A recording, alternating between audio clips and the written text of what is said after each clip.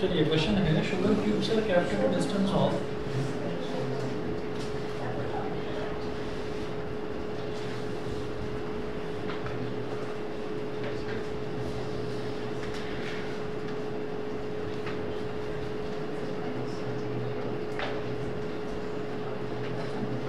sugar cubes are kept at a distance of root 20 meter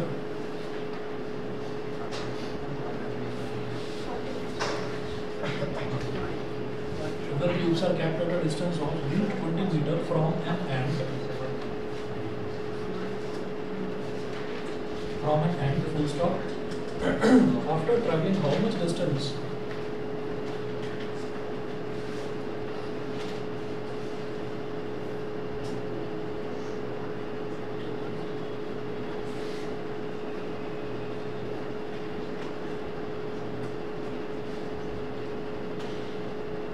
after traveling how much distance will the ant reach the sugar crystals?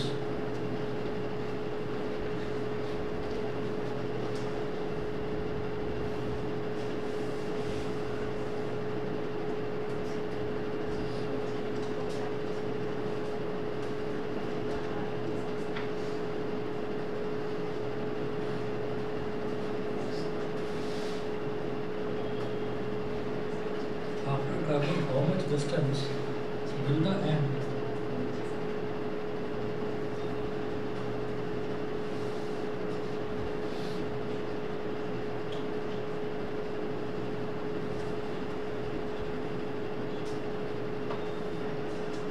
reach the sugar crystals?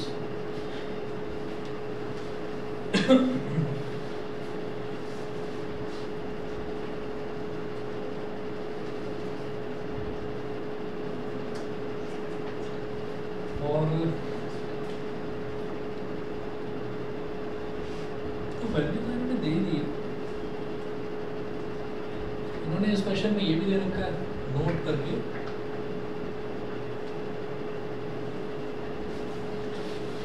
Under 20 is equal to 4.472135 4.472135।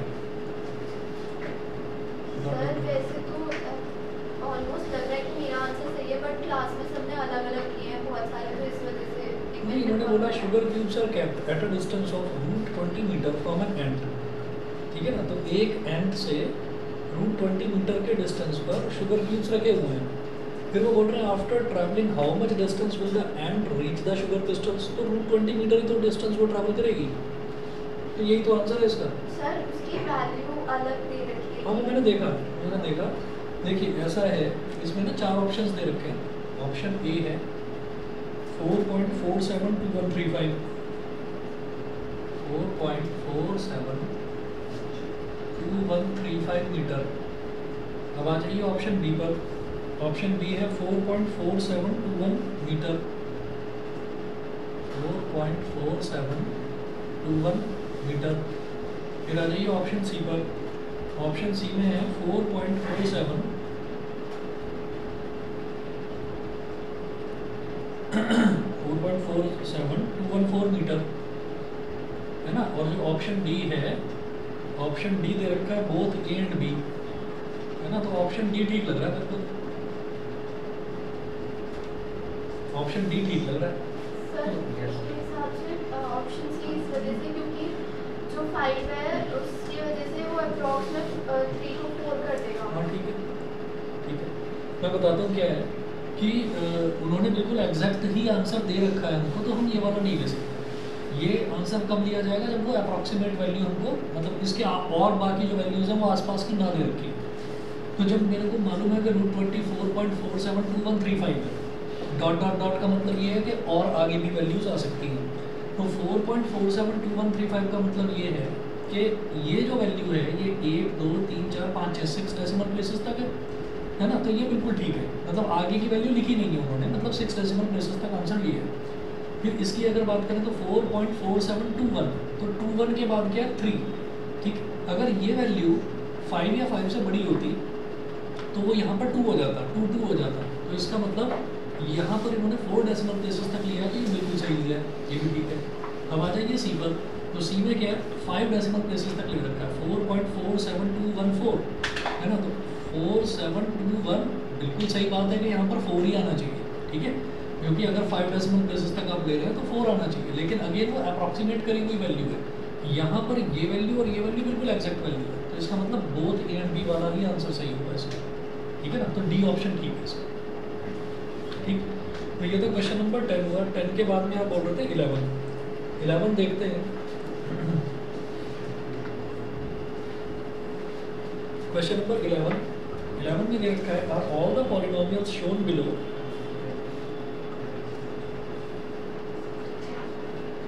Are all the polynomials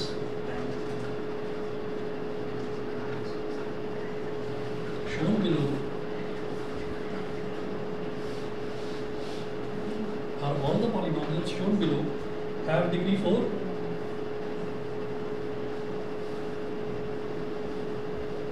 Have degree 4? Question mark. If not, then how many of them have degree 4? If not, then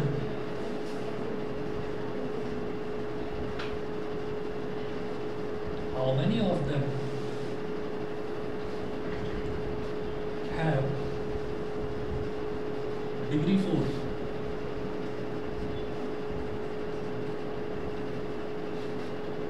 और जो polynomials दे रखे हैं वो देखिएगा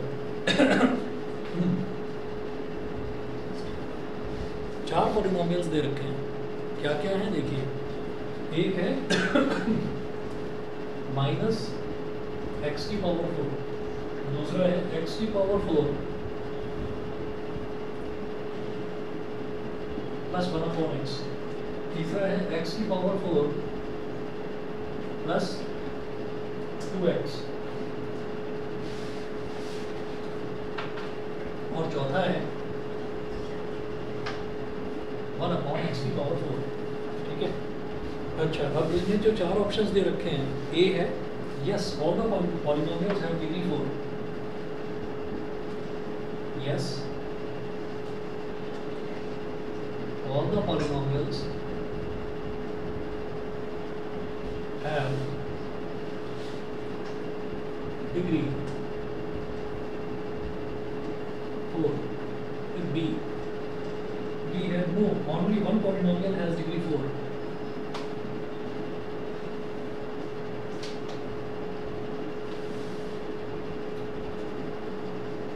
One polynomial has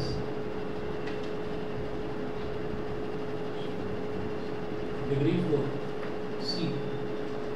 No, only 2 polynomials have degree 4.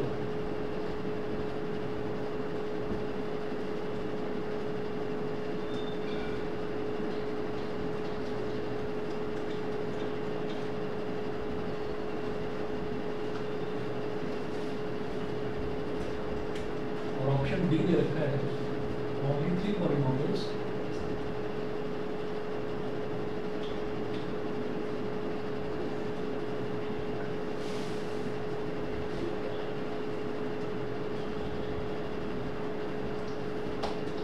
have degree 4. Only 3 polynomials have degree 4. ठीक है, अब जरा देखिएगा कैसे करेंगे इसको। हमेशा ये याद रखना है कि जब भी कभी हम पॉलिनोमियल्स की बात करते हैं तो पॉलिनोमियल में जो भी x की सबसे बड़ी जो पावर होती है उसी को हम बोल देते हैं कि वही आपका पॉलिनोमियल की डिग्री है, ठीक है। अच्छा, तो पॉलिनोमियल जो है ना, अब वो इस तरह से अगर फ्रैक्शन में आएंगे, जैसे मैं पहले पॉलिनोमियल की बात करता हूँ तो -1 इसका कोफिशिएंट हो गया, भाई माइनस लिखा हुआ है तुमने बोल दिया माइनस हो गया, चलो छोड़ो माइनस ही लिखा रहने दो, -x की पावर 4, ठीक है। तो क्या ये 4 डिग्री है इस पॉलिनोमियल की? हम बोलेंगे यस है इसकी डिग्री 4 है। फिर हम दूसरे पॉलिनोमियल की बात करते हैं, तो जो दूसरा पॉलिनोमियल है वो देखिए क्या है, वो है x की पावर 4 प्लस 1/x। तो इसको क्या लिखेंगे, x की पावर 4 प्लस x की पावर -1। अगर कभी भी किसी भी एक्सप्रेशन में x की पावर में नेगेटिव टर्म आ जाता है, तो वो पॉलिनोमियल ही नहीं होता, ठीक है। तो डिग्री तो ढूंढने की बात ही अलग है, तो ये तो पॉलिनोमियल ही नहीं है। यहाँ पर लिखेंगे नॉट अ पॉलिनोमियल,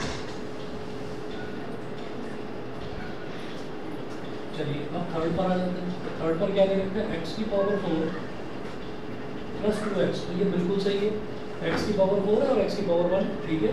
तो इस पर हम कहेंगे कि यस ये पॉलिनोमियल है। अब यहाँ आ जाइए 1/x की पावर 4, तो 1/x की पावर 4 वही अपॉन में लिखा हुआ है, इसका मतलब ये x की पावर -4 है, तो ये नॉट अ पॉलिनोमियल। तो कितने पॉलिनोमियल हुए जिनकी डिग्री 4 है, सिर्फ 2, ठीक है। तो आंसर इसका सी है। कौन सा कर रखा है तुमने, डी कर दिया क्या? सर ये कंफ्यूजन में था तो दोस्तों से पूछ के नहीं, अब हमेशा याद रखिएगा कि कभी भी अगर किसी भी पॉलिनोमियल में ऐसा हो जाता है कि डिग्री हमारे पास नेगेटिव में आ रही है, मतलब कोई भी पावर नेगेटिव में आ रही है, वो पॉलिनोमियल नहीं है। अगर x की पावर फ्रैक्शन में आ रही है 1/समथिंग इस तरह से, या पॉइंट्स में आ रही है, तो भी वो पॉलिनोमियल है, ठीक है। तो ये हुआ 11th, इसके बाद 16th वाला अगला क्वेश्चन नोट करेंगे। Which of the following could be the value of a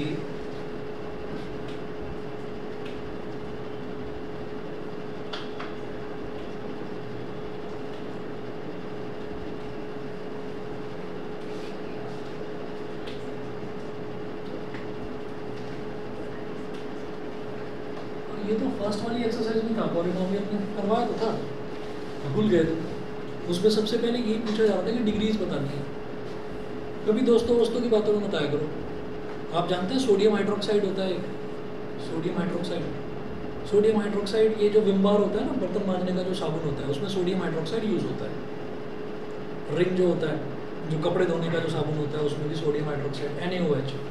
तो NaOH जो है उसको कास्टिक सोडा बोलते हैं, मतलब जो उसका केमिकल नेम है वो तो सोडियम हाइड्रोक्साइड है, जो कॉमन नेम है वो कास्टिक सोडा बोलते हैं उसको। कास्टिक सोडा मतलब ये है कि भाई वो एक ऐसा सोडा है जो किसी भी तरीके के कास्ट मतलब बर्तन, कढ़ाई हो, प्लेट हो, चम्मच हो, कुछ भी हो जिसको कास्ट कर रखा हो, वो ऐसा सोडा है कि वो सबको साफ कर डालता है, सबको सफाई कर देता है। अब एक हमें ना, मैं आई थिंक मैं 9th में था या 10th में था, मुझे याद नहीं आ रहा, 9th में या 10th में था शायद, और उसमें हमारी क्लास में ऐसे 40-42 बच्चे थे। तो उसमें ना हमसे सबसे एक टीचर आते थे, हम ना चिढ़ते थे, संजीव भारद्वाज नाम था, बहुत बेकार गंदा टीचर था, है ना। मैं बागपत में दृष्टि ज्योति कॉन्वेंट स्कूल में था, ICSE बोर्ड से करा था मैंने 10th, फिर मैं मेरठ आ गया था, 11th-12th मैंने मेरठ से करा। तो वहाँ पर एक तो सिस्टर्स से हम परेशान रहते थे, है ना। सिस्टर्स को सब ये बताते हैं ना कि वो मतलब बहुत केयरिंग होती है, बहुत अच्छी, कहीं केयरिंग वेयरिंग, हमें तो खूब मारती थी पकड़ के, है ना। और पतली डंडी रखती थी, उस पर अंदर स्टिकर लगाकर और सेलो टेप से चिपका कर रखती थी, उस पर नाम लिखा रखते थे अपना, ये मेरी केन है ना, इसी से मारना है, पिटाई करती थी। अभी वो जो ऐसे सब्जेक्ट्स होते थे जैसे साइंस हो गया, मैथ्स हो गया, कंप्यूटर साइंस हो गया, तो इसके लिए बाहर से टीचर्स बुलाते थे, क्योंकि सिस्टर्स वगैरह को ये नहीं आते पढ़ाने। इनफैक्ट हमारी सिस्टर प्रिंसिपल एक बार हम बच्चों से ही बहस करने लगी थी कि जो ह्यूमन बॉडी का जो नॉर्मल टेम्परेचर जो होता है वो 98.2 डिग्री सेल्सियस होता है। बच्चे मुंह फाड़ कर हंसने लगे पूरी तरह से, तो सबको मारना शुरू कर दिया। सिस्टर प्रिंसिपल थी वो, 98.2 डिग्री सेल्सियस, तो एक बच्चे ने वैसे ही कह दिया। हाँ नहीं, हम ह्यूमन बॉडी टेम्परेचर की बात कर रहे हैं, तो वो 98.2 डिग्री फ़ारेनहाइट होता है ना। तो उसको कह रही नहीं डिग्री सेल्सियस है। एक बच्चे ने खड़े होकर, वो बच्चा मैं ही था, है ना, तो खड़े होकर ये बोल दिया कि मैंने कहा 100 डिग्री सेल्सियस पर तो सिस्टर वाटर बॉयल हो जाता है, और इस पर हंसी और आ गई मुझे, है ना। तो मुझे इतना मारा था पकड़ के, है ना, तो मैं मतलब भूल नहीं सकता वो चीज़, human body temperature. Similarly sodium hydroxide पर वो जो हमारे गंदे टीचर थे, उनकी आदत ये थी, पढ़ाते थे नहीं, मारते बहुत थे। तो सबसे पूछने लगे, अब मेरे को खड़ा करा, sodium hydroxide NaOH whole twice, जिसको खड़ा कर रहे हैं NaOH होल ट्वाइस, एक्चुअली उसका फॉर्मूला NaOH होता है। एक लड़का था, रवि नाम था उसका, तो मतलब सबसे पूछ लिया, फिर सारी क्लास में सबने पूछ लिया कि भाई सब बता दो फिर फॉर्मूला क्या होता है इसका, कि सबने कहा NaOH होल ट्वाइस। तो एक ने हाथ खड़ा करा, बस रवि ने, उसने कहा कि नहीं सर NaOH होता है। उससे कहा कि तू बाहर आ जा। हम सारे हंसने लगे कि ये पिटेगा, वही बचा और सारी क्लास पिटी, है ना। सबको इतनी जोर से डंडे मारे थे कि बस पूछो मत। और उस दिन हम सारे बच्चे चले गए थे, और मतलब जो असिस्टेंट प्रिंसिपल थी वही डिग्री सेल्सियस वाली, उनके पास चले गए थे कि जी हमें पढ़ना ही नहीं इनसे, है ना। तो हमारे घरों पर जो है फ़ोन करे गए, लैंडलाइन फ़ोन्स होते थे, सबके घरों पर फ़ोन करे गए। तो मतलब सभी के पेरेंट्स आ गए और कलेक्टिवली सबने बोला कि नहीं जी इस टीचर से पढ़ना ही नहीं है। तो वो हटा दिया था, क्योंकि वो पढ़ाते नहीं थे, मारते थे बहुत ज़्यादा। अब आपके टाइम में ये प्रॉब्लम नहीं है। तो मैं ये बता रहा था, ये चीज़ जो है ये मैं आपको, स्कूलों में नहीं है प्रॉब्लम, घरों में हो सकता है, वो है ना। तो मैं ये बता रहा था ये चीज़ कि कभी भी ना ये नहीं कि सबने या दोस्तों ने ये कहा तो उस चक्कर में, मैं उस लड़के की बात बता रहा था, बेकार टीचर्स की बात बताने लगा। तो जो वो लड़का था उसमें कॉन्फिडेंस था, नहीं तो थोड़ा बहुत अगर वो भी डगमगाता, नहीं यार सारे कह रहे हैं, है ना, ऐसा ना हो कि मैं भी पिटूँ गई, तो वो भी एनएवाइज वोल्टवाइज ही बोल देता। तो उसने नहीं बोला, वही बचा, बाकी सब पिटे। फिर हंस रहा था उनको सबको देखकर, फिर बाद में वो भी पिटा, उसको जो है सारे बच्चों ने पीटा, कि तू बता नहीं सकता था पहले हमें। तो ये क्वेश्चन के टाइम पे मैम बाहर चली गई थी लोगों के लिए, तो मैंने पूरी क्लास के लिए पूछ लिया था कि 11 का आंसर क्या है, सबने बी बोला तो मैंने डी पे कर दिया। हमेशा याद रखना, नेगेटिव नहीं होती उसकी पावर कभी, ठीक है। अब इसमें क्या हो गया, इतनी हंसी की बात तो नहीं है। Which of the following could be the value of A if, एक मिनट वेट कीजिए,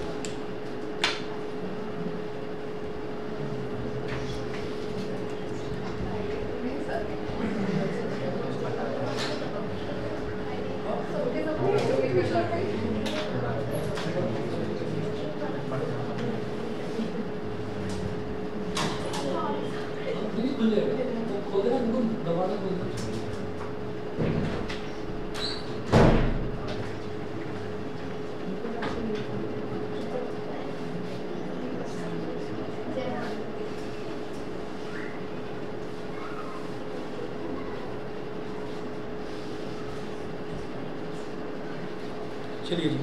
तो अगला देखिएगा, which of the following could be the value of a if x cube minus 12x square, x cube minus 12x square plus 39x minus 28, 39x minus 28 is equal to x plus a into gx question mark. उसके बाद options दे रखे हैं, पहले दिया first में लिखा है -1, फिर है सेकंड में दिया 2, और फिर नोट करके लिखा है gx is a quadratic polynomial, gx is a quadratic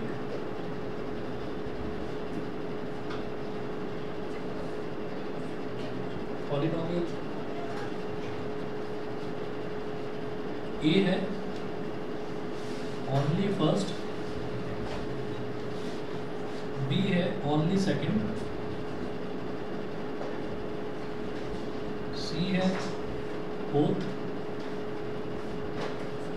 और D है none। अब देखिएगा, ये है which of the following could be the value of A if x cube minus 12x square plus 39x minus 28 is equal to x plus a gx। अब पता है क्या करना है इसमें, ऐसा करेंगे, x cube minus 12x square plus 39x minus 28 is equal to x plus a। अब जो आगे है उस पर ध्यान देना, इसको मैं लिखूंगा px square plus qx plus r। हाँ जी बोलिए। सी ऑप्शन में कौन सा बोल रहे हैं? बोथ मतलब ये a और b।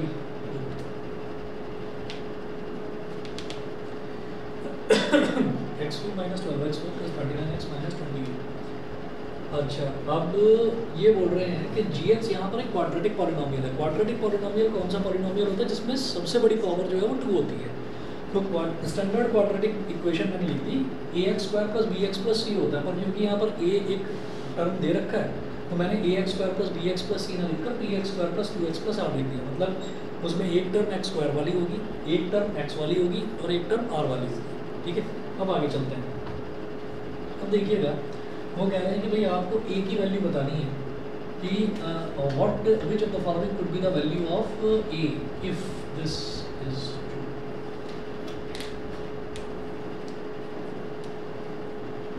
तो चलिएगा एक्सपेंड करते हैं पहले इसको। एक्स क्यूब, ये दोनों इक्वेशन बराबर होनी चाहिए। X cube minus 12x cube 12x square sorry plus 39x minus 28 is equal to, हाँ जी, अब x को इन सभी टर्म्स में मल्टीप्लाई करेंगे, सभी टर्म्स में मल्टीप्लाई करेंगे तो x into P x square is P X cube. ठीक है, x into Q X is Q X square, x into R is R x.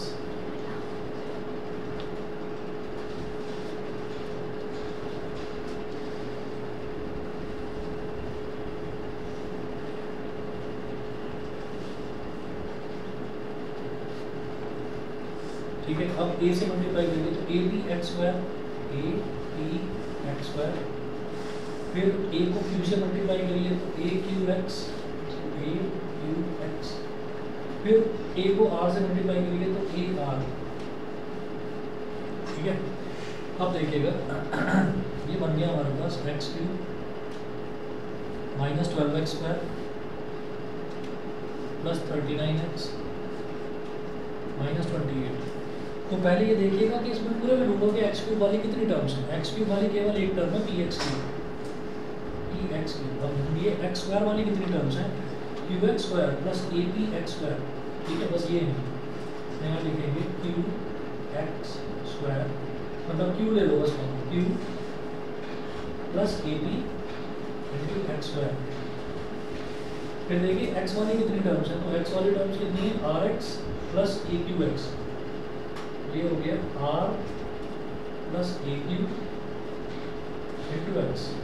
फिर देखिए कॉमन टर्म यानी कि जिसमें एक्स है ही नहीं, वो कौन सी टर्म है, बस एक है, ए आर। ये हो गया, यहाँ तक बताओ, यहाँ तक क्लियर है। ठीक है, अब इसके बाद क्या करेंगे, अब इसके बाद हम ये कहेंगे कि इधर वाली जो इक्वेशन है ये क्यूबिक इक्वेशन बन गई और इधर वाली जो इक्वेशन है ये भी अब एक क्यूबिक इक्वेशन बन गई, क्योंकि सबसे बड़ी पावर जो है यहाँ पर 3 है। तो ये दोनों इक्वेशंस इक्वल तभी होंगी जब इनके कोफिशिएंट्स इक्वल होंगे। इसका मतलब क्या है कि इधर एक्स क्यूब का कोफिशिएंट क्या है 1 और इधर एक्स क्यूब का कोफिशिएंट क्या है p, तो p इज इक्वल टू 1।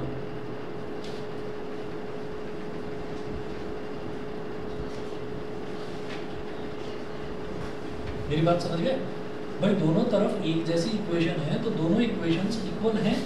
अब वो दोनों इक्वेशन बीच में इक्वालिटी का साइन है तो इक्वल है ना, तो इक्वल का मतलब क्या है कि यही इक्वेशन लिखी हुई है एक्चुअली यहाँ पर। इसका मतलब एक्स क्यूब का कोफिशिएंट इधर p है ना और इधर एक्स क्यूब का कोफिशिएंट 1 है तो p इज इक्वल टू 1। तो पहली चीज तो ये आ गई p इज इक्वल टू 1। ठीक है, याद रहे हमसे क्या पूछा जा रहा है, हमसे पूछा जा रहा है a बताओ। तो अब अगला देखिए q plus A P is equal to minus 12, plus 12 नहीं माइनस 12। ठीक है, तो q plus A P is equal to minus 12, q plus A P is equal to minus 12। अब p की वैल्यू 1 आ चुकी है तो यहाँ लिख दो q plus a into 1 is equal to minus 12। तो q plus a is equal to minus 12। इसको मैंने बोल दिया इक्वेशन नंबर 1। ठीक, हमें a निकालना है तो जहाँ से a निकल जाए बस वहीं रुक जाएंगे। फिर x का कोफिशिएंट इधर क्या है 39, इधर x का कोफिशिएंट क्या है r plus A Q, r plus A Q. तो यहाँ लिखेंगे r plus A Q is equal to 39 sorry. ठीक है, और कोई वैल्यू तो है नहीं जो इसमें डाल दूँ।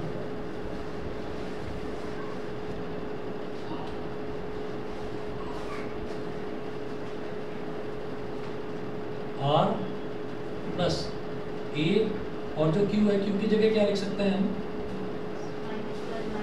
माइनस 12 माइनस ए। q की जगह माइनस 12 माइनस ए लिखा जा सकता है।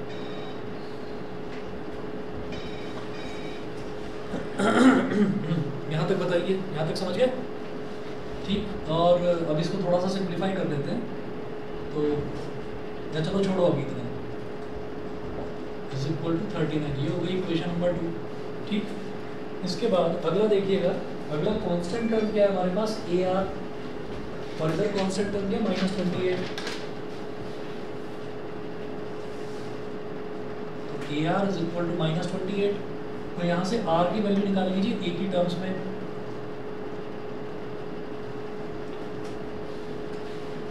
आर क्या हो जाएगा, -28 upon a, equation number 3। So equation 2 becomes, अब देखिएगा इक्वेशन 2 क्या बन जाएगी, आर की जगह लिखिएगा -28 अपॉन ए। मेरे को सी वाला लग रहा है वैसे इसका, पर देखते हैं तुमने क्या लिखा है, बी कर रखा है, चलो देखते हैं। क्योंकि क्वाड्रेटिक बनेगी, क्वाड्रेटिक की दो वैल्यूज आएंगी, हो सकता है एक वैल्यू -1 और एक वैल्यू 2 आ जाए, देखते हैं।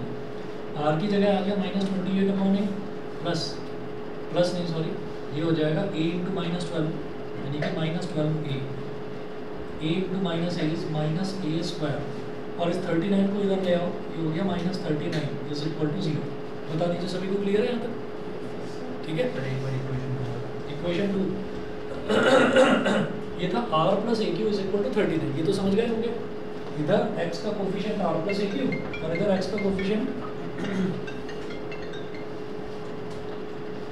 कोफिशिएंट कितना है, वो 39 है। तो r plus A Q is equal to 39। तो r प्लस ए और q की जगह क्या आ गया, -12 माइनस ए, q की जगह आ गया -12 माइनस ए।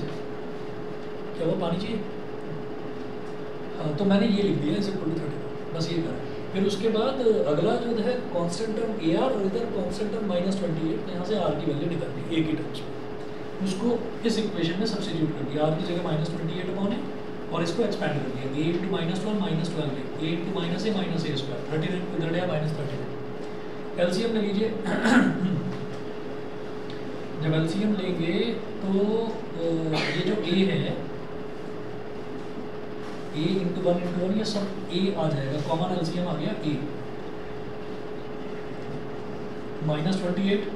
उसके बाद देखिएगा ये a इधर मल्टीप्लाई हो जाएगा -12 a², फिर a इधर भी मल्टीप्लाई होगा -a³, फिर a इधर भी मल्टीप्लाई होगा तो -39a इज इक्वल टू 0। ये नीचे वाला a इधर मल्टीप्लाई होकर 0 हो जाएगा।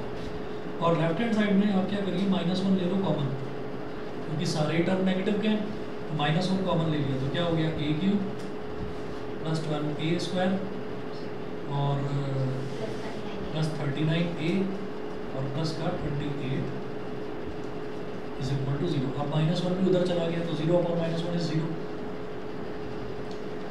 a³ plus 12a² plus 39a plus 28 is equal to 0। अभी देखिए इसमें क्या होता है कि ये हमारे पास क्यूबिक इक्वेशन आ गई। क्यूबिक इक्वेशन को कैसे हम सिंप्लीफाई करते हैं, हम सबसे पहले शुरुआत में एक वैल्यू निकालते हैं उसकी, कैसे, हिट एंड ट्रायल से। हम ट्राई करेंगे, हम a की वैल्यू 1 डालेंगे, -1 डालेंगे, फिर 2 डालेंगे, फिर -2 डालेंगे, जब तक वो सेटिस्फाई नहीं हो जाता। उसके बाद करते हैं लॉन्ग डिवीजन, देखिएगा कैसे करना। बस बिल्कुल सही बात।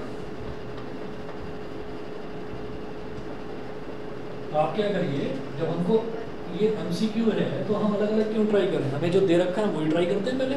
तो हम देखते हैं -1 है वैल्यू या नहीं, तो a की जगह -1 डालकर देख लेते हैं।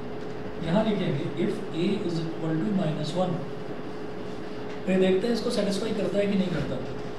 तो ये हो जाएगा -1 का क्यूब प्लस 12 इंटू -1 का स्क्वायर प्लस 39 इंटू -1 प्लस 28, ठीक है। हाँ जी, -1 का क्यूब तो -1 ही होता है, और -1 का square is +1 into 12 is plus का 12,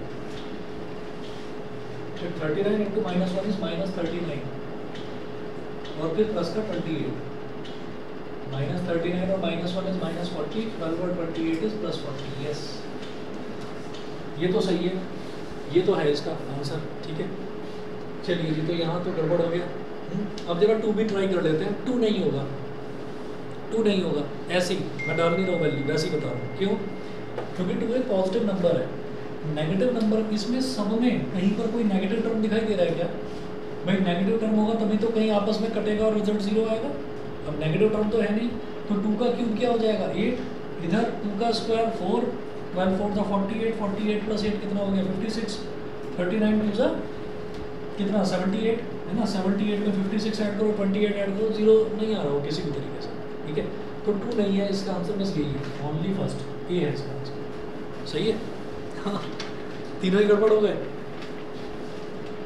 ये नहीं बताया था किसी ने? ये सर पूरा पूछा था बट ये अपना दिमाग लगाया था बट 2 ही आ रहा था मेरा। आपने बस एक चीज़ भी गड़बड़ करी होगी, ये जो जी एक्स है, जी एक्स की वैल्यू नहीं ली होगी। सर इसने a की वैल्यू रखी, सर इसने x की बस बस बस रख दिया, a पे रख सर वैल्यू a पे रखी थी -1 और 2। अच्छा तुमने x की जगह वैल्यू डाली क्या? X पे रख दी अच्छा अच्छा, उन्होंने ये बोला है which of the following could be the value of a. असल सर में बाद में मेरा दोनों से नहीं आया तो मैंने तुक्का मार के 2 कर दिया।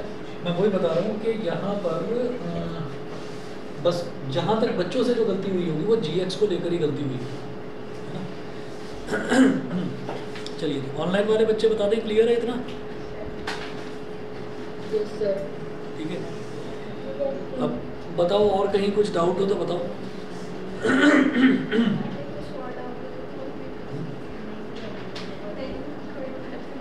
ये ट्रायंगल्स वगैरह कुछ कर रहे हैं आप लोग ट्राई, या मैं ही पढ़ाता जा रहा हूँ बस? 7 से 8 पढ़ना है, उसके बाद जाकर आराम करना है।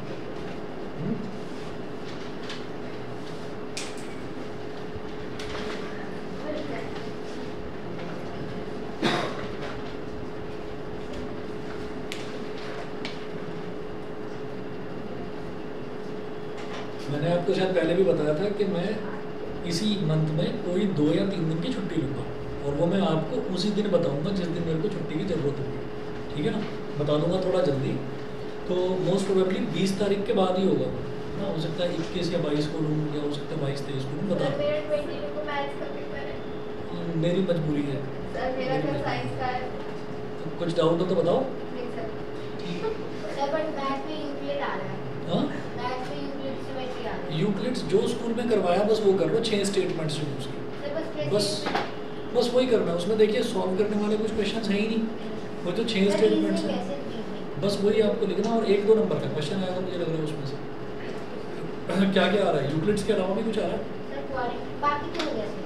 हाँ तो वो यूक्लिड्स में से ज़्यादा कुछ आएगा नहीं। मैंने लास्ट ईयर तो हटा दिया था सिलेबस में, इस बार डाल क्यों दिया? उसमें ये सब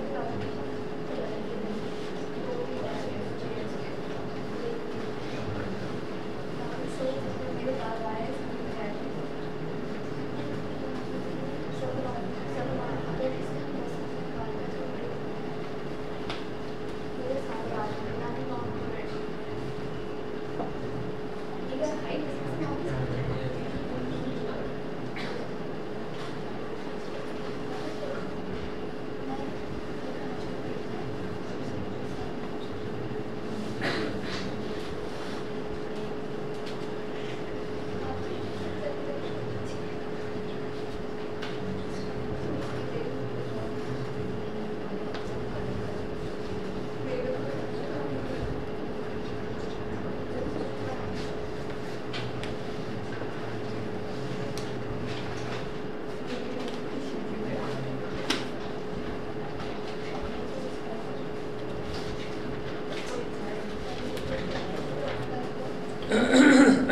चलिए जी क्वेश्चन नोट करिएगा। In the given figure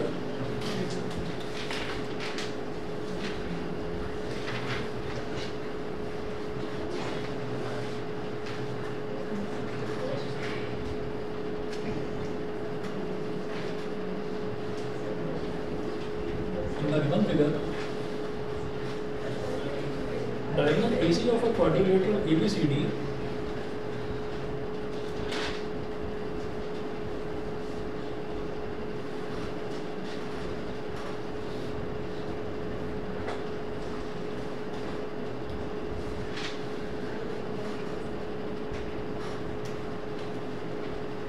in the given figure, diagonal AC of a quadrilateral ABCD bisects the angles A and C.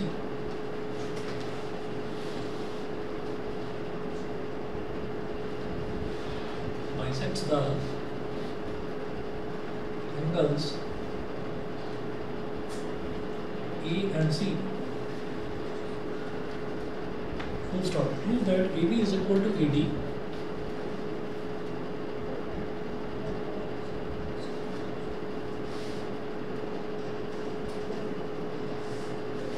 Prove that AB is equal to AD and CB is equal to CD.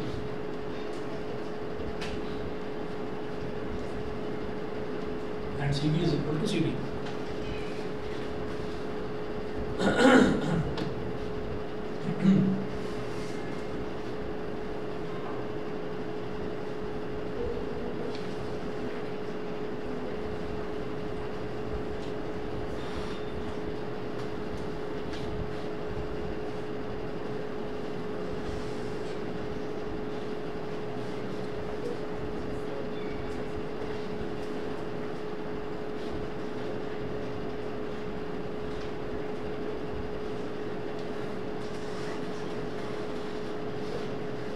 ABCD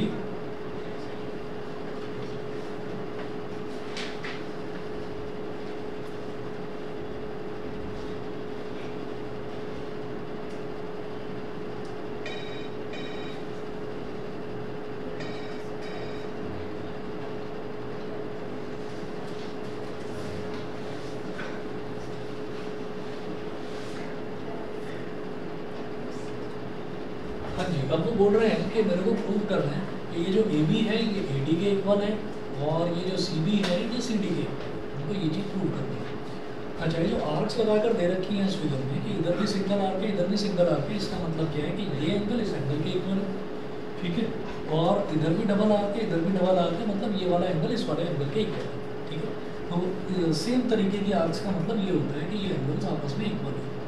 तो अब आपको ये समझ में आ गया होगा कि मुझे ये वाला ट्रायंगल और ये वाला ट्रायंगल कॉन्ग्रुएंट प्रूव करना है, सही है ना। तो क्या कर सकते हैं आप, ये देखिए, अगर मैं इस ट्रायंगल और इस ट्रायंगल की बात करूँ तो ये एंगल इस एंगल के इक्वल, दो एंगल इक्वल हो गए, ये वाला एंगल इस वाले एंगल के इक्वल, ये भी एंगल इक्वल हो गए, और जो बीच की साइड है AC ये इस ट्रायंगल में भी लाई कर रही है इसमें भी लाई कर रही है, कॉमन साइड है एंगल साइड एंगल AS, ठीक है। तो नोट कीजिएगा in triangle ABC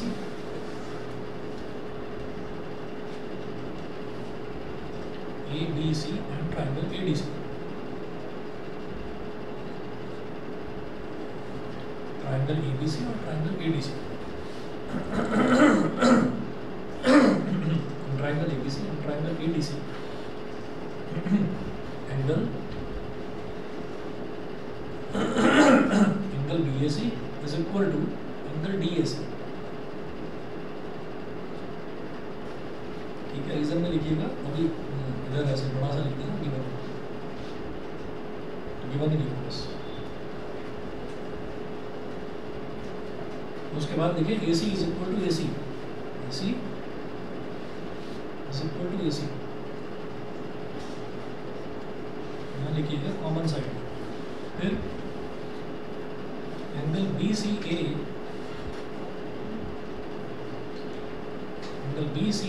is equal to angle DCA.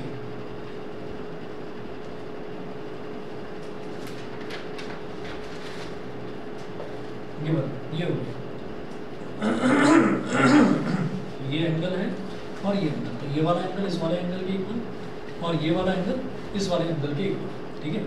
तो अब आप ये देखिएगा कि दो एंगल इक्वल आते हैं और एक साइड है, तो मेजॉरिटी में मेरे पास एंगल्स हैं, ठीक है। तो एंगल में मैं सिर्फ एक अल्फ़ाबेट लेता हूँ, साइड होती है तो साइड में दो अल्फ़ाबेट लेते हैं। तो एक अल्फ़ाबेट इसका A और इसका A, तो क्या लिखेंगे by ASA congruence criteria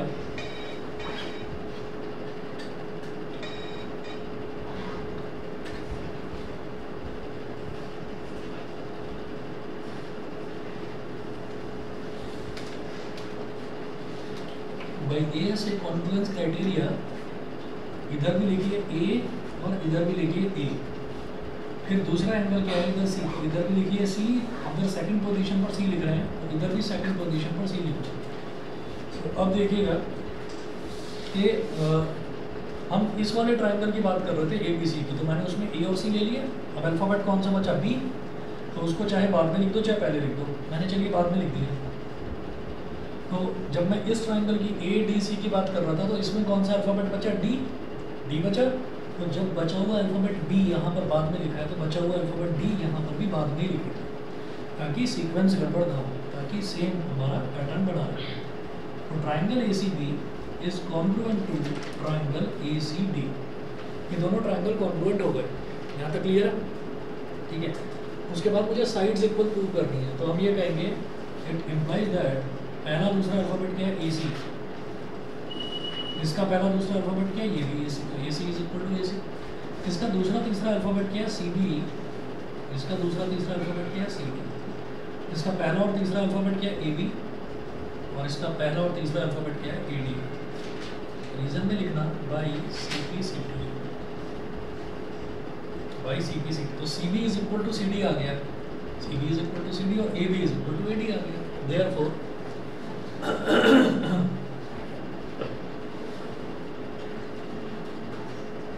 CB is equal to CD and AB is equal to AD। हमको यही चीज प्रूव करनी है। ये प्रूव हो गया था, ये क्लियर है? समझ गए? चलिए ठीक है जी। तो आज और तो कुछ कर नहीं पाएंगे, इतना ही कर लीजिए, बाकी नेक्स्ट क्लास में। ठीक है।